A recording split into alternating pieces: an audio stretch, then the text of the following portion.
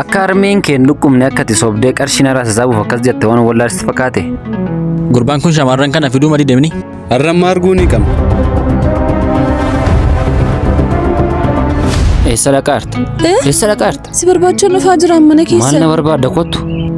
Nagadhiisi. Maal taate dhaba? Deemi kottuuti sokki. Kaleessan guyyaa guutuun si barbaadaa oole. Maaliifees?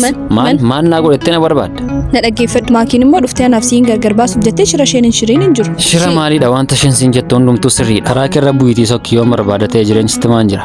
Maaltu sirriidha maaltu dhugaadha? Inni isheen siin jettu hundumti isaa sirriidha sin sobaan bee karaa keerra bu'i sokki. Maaltu sirriidha? Qarshicha naa laachuu dhiisuuf jetteetu dhayi? Haadhi koon dhukkubsattee qarshicha naa laadhu jedhee anatu si rakkisee egaa. Amma eessuma koo wajji wal sin barsiisanaan jettee tamite walla barsiisi. Eessuma koo wajji wal si barsiisu harmee kee dhukkuba miti. Akka harmeen kee dhukkubne akkati sobdee qarshii naraa sasaabuuf akkas jette waan wallaalsitti fakkaate.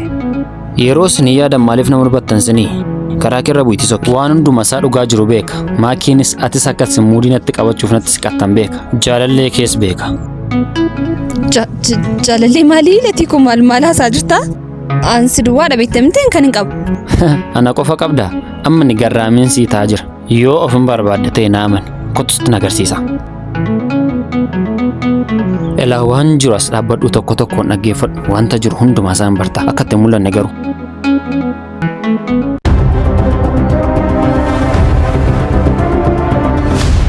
Akkam jirtu? Nagaa booda nu gaafatta. Beektamtii seera keenya maaf shamarran sana fiddu? Uffata koo futeettamti dhufiira bakka buufata konkolaataatti na eegi. Beektamtii seera keenya maaf shamarran sana fiddu?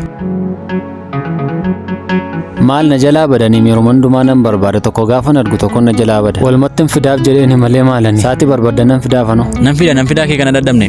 Amma fiddee hojiidhaan akka agarsiiftu barbaanna. Irra deebi'een sitti hima. Yookaan qarshii fudhatte sana fiddaa yookaan immoo ijoollee sana fidda. Kana caalaa waan sitti himu qabu. Reebamuu dhiitamuu waan si barbaachisu hin qabu. Deemi.